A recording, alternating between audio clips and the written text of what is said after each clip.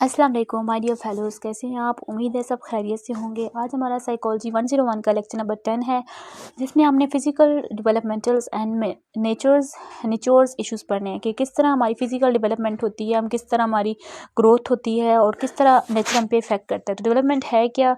ये ग्रोथ का प्रोसेस है, डिफरेंशिएशन का प्रोसेस है। डेवलपमेंट रेफर्स करता है प्रोग्रेसिव चेंज को साइज़ में, शेप में, फंक्शंस में जो हमारी लाइफ में होते हैं, जेनेटिकल पोटेंशियल्स की बेस पे, और फंक्शंस को ट्रांसलेट करता है मैच्योर सिस्टम में। ठीक है, इसमें हमारी जो आउटलुक्स होती हैं वो कॉन्सिडर करती हैं कि हमारी जो डेवलपमेंट है वो किस काइंड पे करेक्टरिस्टिक पे होगी। इनमें दो तरह की होती है, एक फिजिकल और एक बायोलॉजिकल वर्ड होती है। डेवलपमेंटल साइकोलॉजी है कि ऐसी नफ्सियात की ब्रांच है जिसमें हम स्टडी करते हैं हमारी ग्रोथ के बारे में, साइकोलॉजिकल और फिजियोलॉजिकल और सोशल चेंजेस के बारे में जो हमारी लाइफ में होते हैं, और इसे हम लाइफ स्पेन साइकोलॉजी भी कहते हैं। एमसीक्यूज़ के हवाले से ये अहम है और ये कॉन्शियस चेंज करती है कोग्निटिव में, मोटिवेशन में, साइको सोशल्स में, और ये अक्कर करती है कि ह्यूमन बीइंग में या ह्यूमन लाइफ में ये चेंजेस आए हैं। ड्यूरिंग 1920 सेंचुरीज़ में क्या हो, डेवलपमेंट साइकोलॉजी कंसर्न हुई चाइल्ड साइकोलॉजी के नाम से। आगे आते हैं कि जो मेन फैक्टर्स हैं इंक्लूड हैं वो कौन से हैं। ग्रोथ में लर्निंग होती है, कॉग्निशन होती है, intelligence, emotional maturity, creativity, sociabilities, morality, ये सारे हमारे पास के हैं कि साइकोलॉजिकल चेंज आते हैं डेवलपमेंट के दौर में। ठीक है, इसमें कौन से इशू आते हैं डेवलपमेंटल साइकोलॉजिस्ट में कि हमारे पास सम साइकोलॉजिस्ट बिलीव करते हैं कि ह्यूमन फंक्शनिंग वो नहीं होती, वो सिर्फ ग्रेजुअली सिर्फ इंक्रीज एफिशिएंसी होती है, वर्किंग कैपेसिटी होती है। लेकिन चाइल्ड अब जो कुछ वर्ड सीखते हैं और फिर वो ग्रेजुअली पूरा एक मुकम्मल सेंटेंस बोलने लगता है, तो ये क्या हमारे पर डेवलपमेंट ही हो रही है ना, कि एक बच्चा जो पहले सिर्फ एक लफ्ज़ जानता था लेकिन आहिस्ता आहिस्ता उसने पूरा एक सेंटेंस जाना शुरू किया, तो उसमें एक डेवलपमेंट हुई, उसमें एक उतार चढ़ाव आया। डेवलपमेंट जनरल है, ये स्पेसिफिक, ये हमने बताना है। आगे आता है कि डेवलपमेंट स्टेबल्स है, चेंजिंग स्टेबल्स होते हैं। तो इसमें दो तरह के आता है, टेम्पोरल एस्पेक्ट आते हैं और सिचुएशनल एस्पेक्ट आते हैं। डिग्री ऑफ स्टेबिलिटी चेंज जब होता है लाइफ स्पेन में तो वो है टेम्पोरल, लेकिन जब डिग्री ऑफ स्टेबिलिटी चेंज होती है वाइड वैरायटी एक्सपीरियंस में तो वो क्या है, सिचुएशनल एस्पेक्ट होते हैं। आगे आता है कि एक्टिव और पैसिव थिंग्स है, वो बतानी है। आगे नेचर वर्सेस, इसमें क्या है कि ये हेरिडिटी होती है, इसमें इन्वायरमेंट चेंज होता है तो इंसान में चेंजिंग आ जाती है। जिस तरह इंसान बढ़ता जाता है उसकी हाइट में, उसकी आवाज़ में, उसकी मतलब कि बॉडी लैंग्वेज में चेंज आना शुरू हो जाती हैं। तो उसने गैल्टन ने क्या बताया कि किस तरह हम एक ब्लाइंडली, स्लोली और रेथलेसली खुद को, नेचर को बता सकते हैं। इंटेलिजेंस ब्रेड होती है या नॉन ट्रेन होती है, ये सारी चीज़ें उसने बताई हैं। तो रेलिवेंट अप्रोच क्या है कि इन्फ्लुएंसेस एसेंशियल भी थे, मेच्योरिटी म्यूचुअली भी थे, और रोल ऑफ इंट्रैक्शन में क्या था कि हेरिडिटी इन्वायरमेंट इंपॉर्टेंट था। इसमें इन्वायरमेंट बताता था किस तरह का करेक्टर बिल्ड हो रहा है, डेवलप हो रहा है, और उसमें हमारे पास पर्सनालिटी के क्या फीचर्स हैं। Characteristic with strong genetic components के हैं, फिजिकल करेक्टरिस्टिक हैं, टेक्सचुअल करेक्टरिस्टिक हैं, इमोशनल करेक्टरिस्टिक हैं और डिसऑर्डर्स हैं।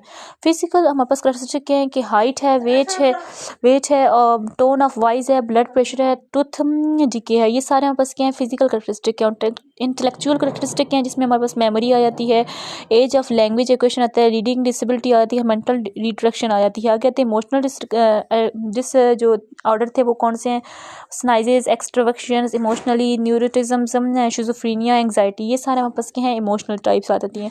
तो पेरेंटल इन्वायरमेंटल इन्फ्लुएंसेस के एक mother nutrition and emotional safe आते हैं। इलनेस ऑफ मदर आते हैं कि अगर कुछ बच्चों की माएँ ड्रग्स इस्तेमाल करते हैं तो उनके बच्चों पे उनके असरात होंगे, बर्थ कॉम्प्लिकेशन होंगी। ठीक है, तो आगे हमारे पास क्या आता है कि ट्विन स्टडीज़ क्या होती हैं कि ये एक आइडेंटिकल्स और पार्ट है रिकॉर्ड टुगेदर। इसमें क्या होता है कि जो मार्क नेवर्स है उसने ट्विन्स रिपोर्ट बताया जिसमें वो एक जैसी चीज़ें नज़र नहीं आती। ठीक है, अगर 6 माह का फ़र्क है तो उसमें फिर भी कुछ ना कुछ डिफरेंस ज़रूर होगा। क्या है कि ट्विन स्टडीज़ जब मोनोजॉक्टिक ट्विन्स करते हैं तो इसमें क्या होता है कि सेम जीन्स डिफरेंस एनवायरमेंट होते हैं, सेम जीन्स सेम एनवायरमेंट होते हैं, दो तरह की होती हैं।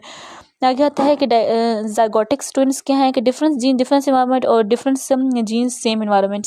वही बात आगे आता है अडॉप्शन स्टडीज़ के कि children with different set of genes brought up same parents के, मुख्तलिफ बच्चे होते हैं एक ही पेरेंट्स के लेकिन उनकी जीन्स अलग अलग होते हैं। आगे आता है कंसैग्निटी स्टडीज़ क्या होती है कि जिसमें हमारे पास ब्लड रिलेटिव्स है वो पॉसिबली फैमिलीज भी होता है और एक्स्ट्रा कुछ किसी का फैमिली से रिलेट एक जैसा होता है, किसी का अलग होता है ब्लड।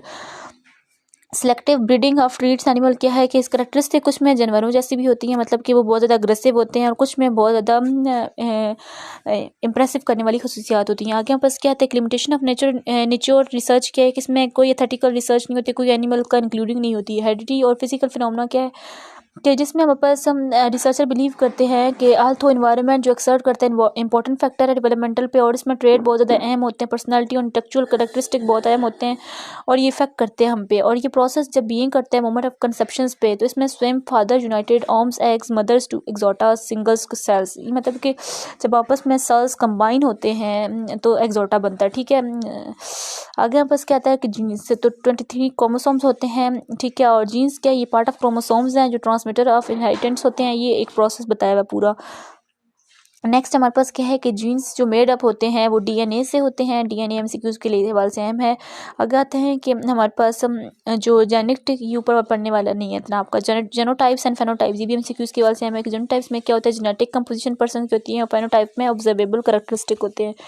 आगे आता है कि जो हमारे पास पैटर्न्स हैं, टर्मिनेशंस ऑफ कैरेक्टरिस्टिक के होमोजेनिक्स एंड होमोज़गोन्स एंड हेटेरोज़गोन्स के हैं कि जिसमें पर्सन इनहेरिटेंट आइडेंटिकल एलाइसेस होती हैं, उसमें हेमोगोन्स मतलब कि 2 आइडेंटिकल एलाइस से ट्रेस होते हैं, और जिसमें मतलब कि 2 डिफरेंट आइडेंटिकल्स एलाइट्स वो क्या होता है कि हेटेरोगेन्स होता है। जिसमें कहते हैं ऑटोसोमल्स डोमिनेंट इनहेरिटेंस क्या है कि पैटर्न ऑफ इनहेरिटेंस जिसमें स्पेसिफिक गोन्स डोमिनेंट हो। आगे आता है ऑटोसोमल्स रिसेसिव इनहेरिटेंस जिसमें pattern of inheritance trait appear हो, एक पर्सन में 2 जीन्स एक जैसी हो।